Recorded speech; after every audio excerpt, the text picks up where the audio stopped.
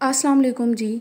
आज मैं आपके साथ जो टॉपिक डिस्कस करने वाली हूँ वो हर पाकिस्तानी औरत के लिए बहुत ज़्यादा ज़रूरी है, क्योंकि बदकिस्मती से हम लोग इस तरह के मुआशरे में रह रहे हैं जो जहालत से भरा हुआ है, जहाँ पे शोहर अपनी बीवी को जिंदगी का साथी समझने की बजाय अपना दुश्मन समझने लग जाता है। कैसे रोजमर्रा की छोटी छोटी सी चीजें एक औरत की जिंदगी को तबाह बर्बाद कर देती हैं। इन हालात से कैसे निपटा जाए, कैसे अपना जहनी सुकून वापस हासिल किया जाए, कैसे अपनी जिंदगी को खुशगवार बनाया जाए, हर चीज डिटेल से बताऊंगी।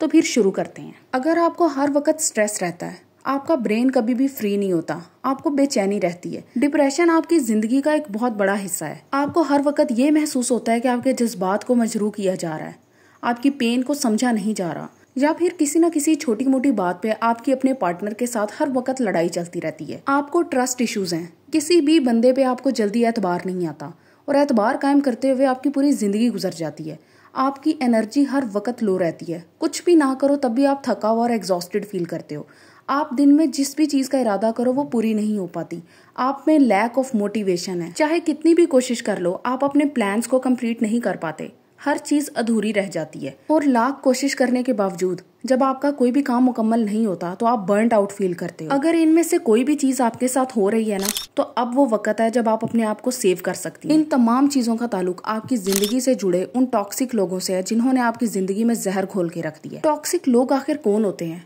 वो लोग जो किसी ना किसी तरीके से ऐसा काम करते हैं जो आपको या तो मैनिपुलेट करता है, या आपको नुकसान पहुंचाता है, या फिर आपकी जिंदगी के अंदर से सुकून खत्म कर देता है। जरूरी नहीं है कि किसी एक बंदे के अंदर ये तमाम टॉक्सिक ट्रेट्स मौजूद हों।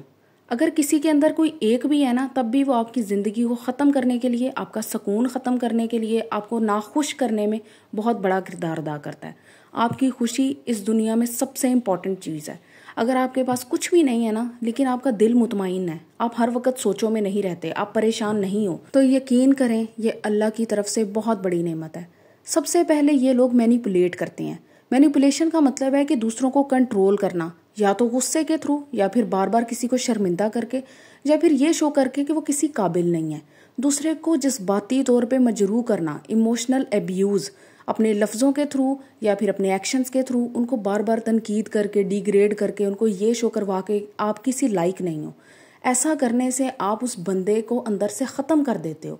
तो अगर आपकी ज़िंदगी में कोई शख्स ऐसा कर रहा है ना, खुदारा उससे अभी इसी वक्त जान छुड़वा लें, क्योंकि आपकी इमोशनल हेल्थ आपको अंदाज़ा भी नहीं है कितनी इंपॉर्टेंट है, आज आपके लिए और कल को आपकी पूरी फैमिली के लिए। फिर ये लोग करते हैं गैस लाइटिंग, लोगों की रियलिटी को तोड़ मरोड़ के पेश करना, इस तरह से उनको चीज़ें दिखाना कि हमें रियलिटी नज़र ही ना आए, हमें सिर्फ वो नजर आए जो वो हमें दिखाना चाहते हैं। फिर जहरीले लोगों का एक बहुत बड़ा ट्रेट है सेल्फिशनेस। इनको अपनी चीजों के आगे किसी की कोई ना जरूरत महसूस होती है, ना किसी की कोई ख्वाहिश नजर आती है। ये दूसरों की जिंदगी को तबाह बर्बाद कर देते हैं सिर्फ अपने आप को खुशी पहुंचाने के लिए। लैक ऑफ एम्पैथी, ये कभी भी किसी के जज्बात को नहीं समझ पाते। कोशिश ये करते हैं दिखाने की कि हम बहुत समझ रहे हैं, लेकिन एक्चुअली इनको किसी चीज का कोई अंदाजा नहीं होता। टॉक्सिक पीपल में सबसे पहले आते हैं नार्सिसिस्ट, जिनको ये लगता है कि इस दुनिया में सबसे इम्पोर्टेंट ज़ात सिर्फ उनकी है। उनके अंदर कोई एम्पैथी नहीं होती, वो हेल्दी रिलेशनशिप कभी भी नहीं बना सकते, क्योंकि उनमें ये क्वालिटी ही नहीं होती। उनको हर वक्त अपनी ज़ात के लिए एडमायरेशन चाहिए होती है। उनकी ये कांस्टेंट नीड होती है कि हर वक्त मुझे तवज्जो दी जाए, हर वक्त मेरी ज़ात को सराहा जाए, मेरी तारीफें की जाए। फिर आते हैं मैनिपुलेटर्स, जो दूसरों को कंट्रोल करते हैं, या तो उन्हें बहुत ज़्यादा शर्मिंदा करके उनकी किसी बात पे हर वक्त उन्हें रौनते रहना कि इंसान की अपनी ज़ात ही ख़त्म हो जाए और वो हर वक्त ये सोचे मैं किसी काबिल ही नहीं हूँ, या फिर उन पे गुस्सा करके, उन्हें डरा के, उन्हें खौफजदा करके अपने नीचे लगा के रखने वाले, दूसरों के जज्बात से खेलने वाले, किसी के जज्बात को कोई अहमियत ना देना, ये ना देखना कि अगला बंदा क्या सोच रहा है, वो क्यों परेशान है, वो क्यों दुखी है, आपकी ज़ात से उसकी ज़ात पे क्या असर पड़ रहा है। उन्हें किसी चीज़ से कोई फ़र्क नहीं पड़ता। उनका ज़िंदगी का एक वाहिद मकसद है दूसरों को कंट्रोल करना, अपने नीचे लगा के रखना। और बहुत ज़्यादा बेईमान किस्म के और धोखेबाज लोग होते हैं ये। झूठ बोलना, बेईमानी करना, धोखा देना इनके लिए बहुत आसान है। वादे करके मुकर जाना, लारे लगाना, हर वो चीज़ जो इंसान को अंदर से ख़त्म कर देती है। बहुत सारे पाकिस्तानी आदमी अपनी बीवियों के साथ ये काम करते हैं। फिर एनर्जी वैम्पायर्स, वो जो दूसरों की एनर्जी को ड्रेन कर देते हैं। एक वैम्पायर क्या होता है? जो खून चूसता है दूसरे का। शुरू में आपको अंदाज़ा नहीं होगा, लेकिन इनके कांस्टेंट कंप्लेन करने से, इनकी कांस्टेंट हरकतों से ना, इवेंचुअली एक वक्त आएगा जब आपके अंदर कुछ भी बाकी नहीं रहेगा, आप टोटली एग्जॉस्ट हो जाओगे। आप मुझे बताएं, आप में से कितनी ख़वातीन हैं जो अपनी ज़िंदगी में कम्प्लीटली थक चुकी हैं? और फिर आते हैं बुलीज, जो आपको मारते हैं, आप पे हाथ उठाते हैं, अपनी जुबान से आपको तकलीफ देते हैं, सिर्फ आपको नीचा दिखाने के लिए, आपको ये शो करने के लिए कि आप कुछ भी नहीं हो।